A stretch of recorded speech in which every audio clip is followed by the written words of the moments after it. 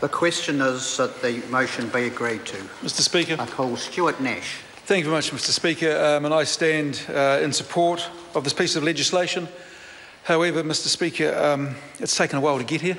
As the Minister outlined, there was a bill that went through in 2003, and this bill was put up in 2008. And as the Minister said, about every 5 years these sorts of bills come before the House because there are antiquated pieces of legislation or local government rulings, etc., that need to be changed. They're supposed to be non-controversial.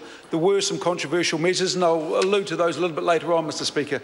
But, Mr Speaker, 2008 brought before the House. In fact, David Parker was the Minister who brought it before the House.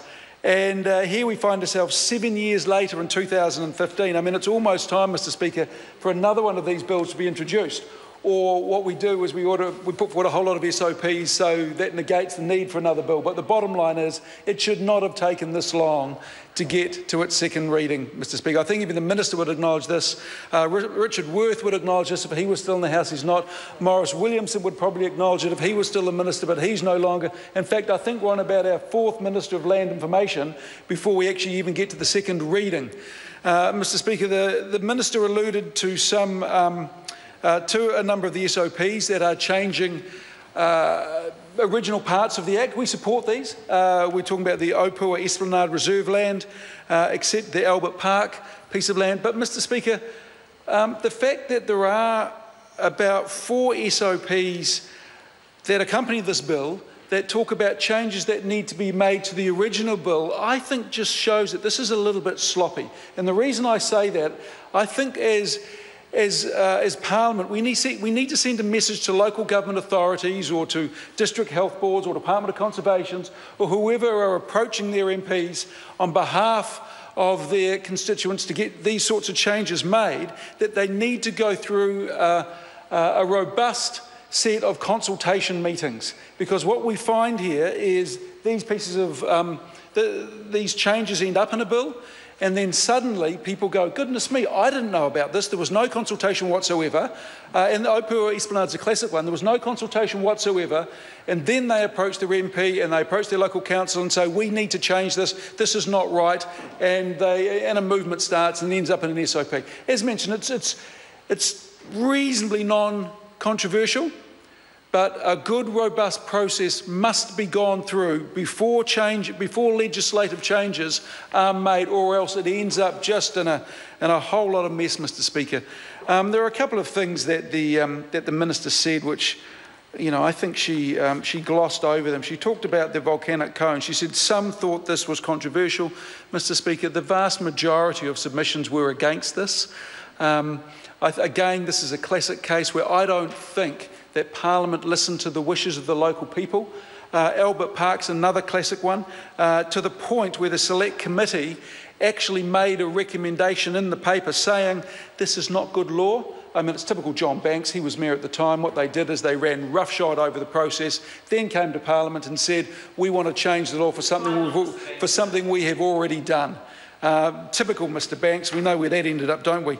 But, you know, there are some things here. I wasn't on the Select Committee. I wasn't in Parliament when this came forward, Mr Speaker. But, you know, I look at the Nelson Marlborough District Health Board land. They want to, there's a proposal by the Nelson Marlborough District Health Board, and the member may have comments on this, to remove specific hospital-related purposes and other constraints on 5 titles to land held by the board. And when I read something like this, Mr Speaker, without knowing the full details, alarm bells go off, because what that says to me is this is the District Health Board wanting to sell down land.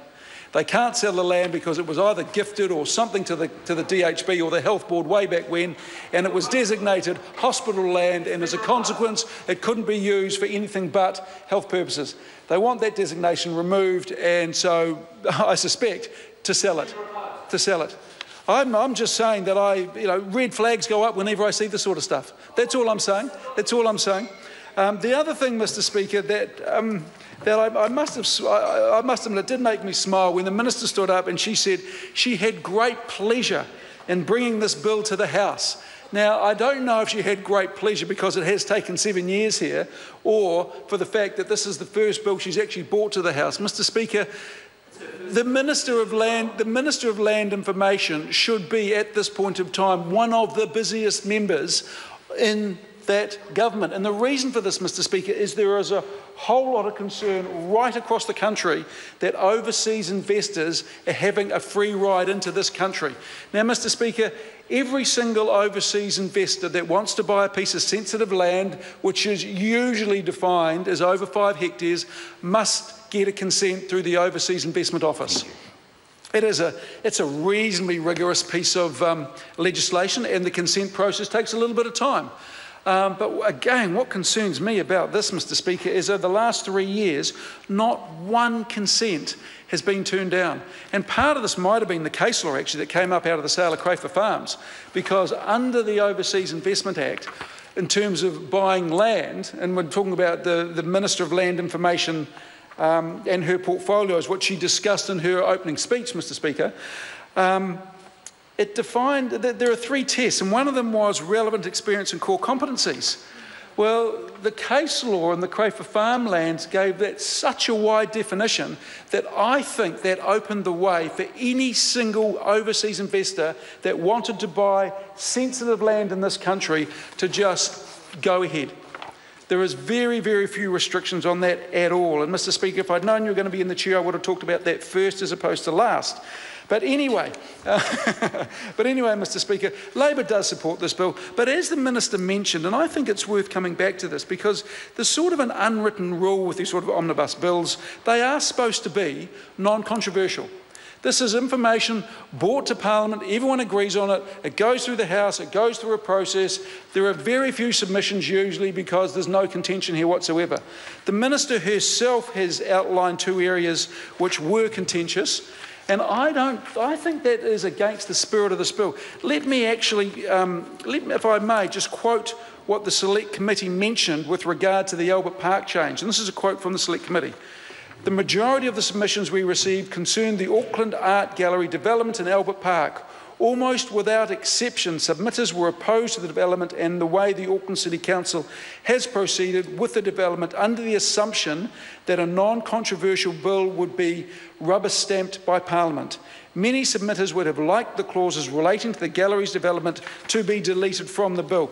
And I must admit, Mr. Speaker, if I had been on that Select Committee in 2008, I would have shared their concerns, because this contravenes, the Albert Park case contravenes the spirit of this Act, I believe, Mr. Speaker, in the sense that it was hugely controversial. In fact, I can remember when I moved from Auckland back to Hawke's Bay, and what a fantastic move that was, believe me. I love being in the regions. It was wonderful getting out of a city where it takes me an hour to get to work, and back to Hawke's Bay where it takes me 8 minutes to get to the airport, and I don't even live in the flight path.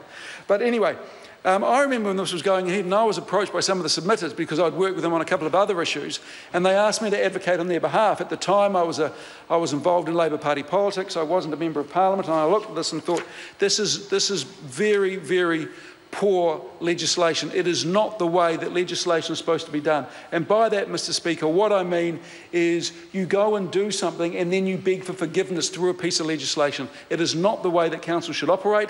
And as mentioned, I'd just like to sum up by saying that I think what we need to do is, as a Parliament of a whole, send a message to these district councils, to the health boards, to the Department of Conservation, whenever they put something up like this for a bill of this nature, that they ensure that they have undertaken a reasonable amount of consultation, and their residents and their ratepayers or their constituents have had a say in this. Because reading through the notes, reading through the Select Committee deliberations, it became very apparent to me, Mr. Speaker, that that was not the case in a number of instances. Thank you very much. Ian McKelvey. Thank you, Mr. Speaker.